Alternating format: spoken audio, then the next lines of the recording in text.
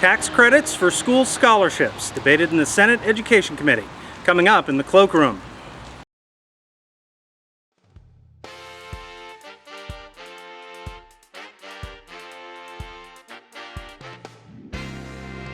Hi, I'm Grant Bosse, and welcome back into the Cloakroom, video magazine from the Josiah Bartlett Center for Public Policy. This is National School Choice Week, and in New Hampshire, lawmakers are debating the School Choice Scholarship Act. The Senate version of the bill was sponsored by Senator Jim Forsyth, who's vice chair of the Senate Education Committee. That committee this week held a hearing on the legislation, which would allow tax credits against business taxes for donations to scholarship organizations. That money could then be given to parents to send their children to private schools or other public schools in other districts. Forsyth told the committee what the bill does.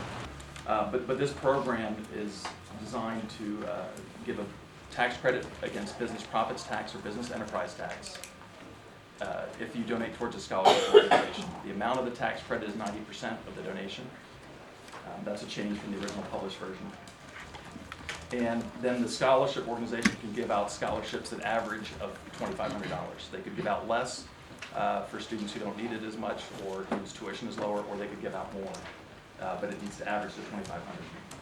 The child can go to a private school, an independent private school, or they can do, actually based on a request from some of the, for at least one superintendent in my district, go to an out-of-district public school. So if a child that goes to an out-of-district public school, the sending district can choose to accept that and allow the adequacy aid to follow that child. However, if they refuse that, then there's no state aid and no local property tax going to that child, and the parent has to pay fully out of pocket. And that does happen. And so this would allow, in that case, where no adequacy aid is going to that student, they could receive one of these scholarships to go to an out-of-district public school. Also, scholarships can go towards homeschoolers that up to $1,500 to cover expenses, books, materials, tuition if they want to drop into a community college course or a single course or that amount is capped at $1,500, and we do exclude paying homeschoolers, the parents themselves, to do the education. We just don't feel that would be appropriate. It could set up some strange set of incentives to pay people to homeschool as opposed to just reimbursing materials. Mark Joyce represents the New Hampshire School Superintendents Association, which opposes the bill. He said it unfairly and unwisely and possibly illegally diverts tax dollars to private schools.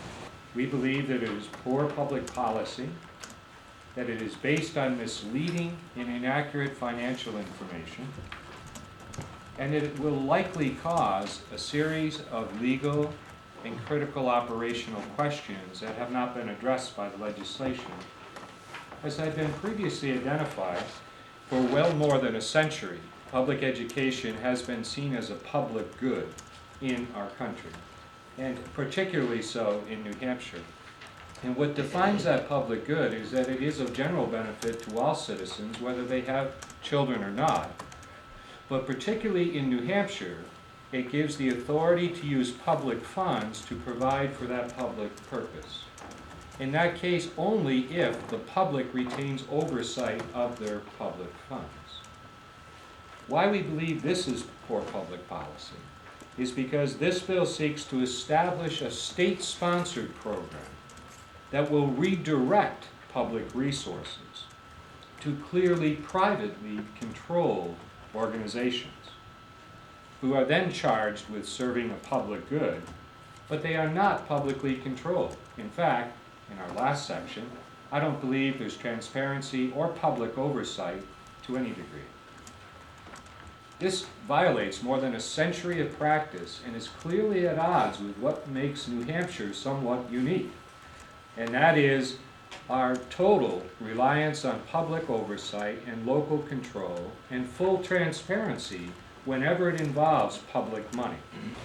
But Josiah Bartlett Center fellow Jason Bedrick says the legal issues have been overcome. He did a report for the center on 8 other states that have similar tax credit programs. He says they're working well and the legal challenges have been overcome. One thing I think that is crucial, I've been reading a lot of the media reports, there's been a lot of confusion about whether this is a voucher program or a tax credit program. And many of the reports say voucher, tax credit, whatever, it's all the same thing. In fact, it really is not. And I'll direct you in this study to page 4, and very clearly lay out what are the major differences. There's differences in terms of the funding mechanism. One uses private donations, the other uses tax revenue. Vouchers are tax revenue, obviously this is a tax credit program. In terms of administration, you can think of school vouchers sort of like food stamps, right? It's school vouchers and food stamps are a government-administered program where the government centrally sets what's the eligibility criteria, the government administers the program and uses tax revenue. This is more like a soup kitchen, which is a nonprofit organization. It's decentralized. Different soup kitchens may have different criteria of who comes in, and they use private money. And when people donate to a soup kitchen, they get a reduction in their taxes, right? They get a charitable tax deduction.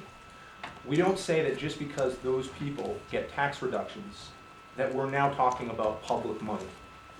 So I think that's one of the major misconceptions I'd like to just clear up, is that this is a very different program, and a tax credit is more similar to a tax deduction than it is to a voucher. School choice scholarships is shaping up to be an important election year issue. Republican gubernatorial candidates Kevin Smith and Ovid Lamontagne both support the School Choice Scholarship Act. Lamontagne was on hand for a press conference this week in support of the bill. The last major initiative we undertook in New Hampshire to try to create choice in education was when we passed charter school legislation in 1995. I was proud to be part of the team working with Senator Rubins at that time as chairman of the State Board of Education and Governor Merrill to bring in a new opportunity for choice, an alternative. And I think school choice is the future. And it's about time we get back to business of looking at opportunities, ways that poor and middle-income families, as well as the wealthy, can access alternative to education. School choice includes homeschooling, which I vigorously defend, Catholic schools, non-religious schools, Montessori schools, and all sorts of hybrid in between. And we need to be a state that welcomes different approaches to education.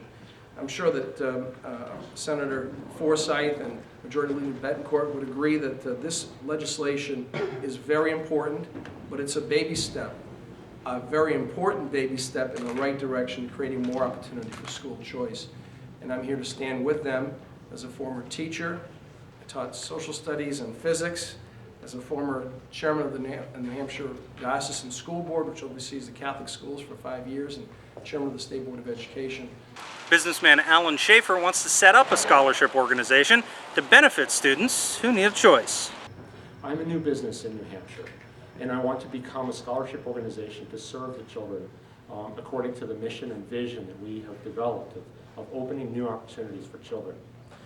This opportunity to fund this through business donations of private dollars to become scholarships for children is an unprecedented opportunity for the state of New Hampshire. This does not subtract dollars from anyone.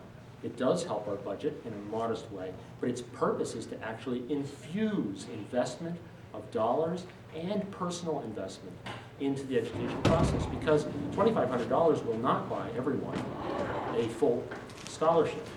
It will be something that people have to invest themselves in. And you're going to see a mushrooming, not only as has been mentioned, in the results in local public schools who are in a position to be competing with a tax credit program, but you're also going to see investment from individual people in the state of New Hampshire.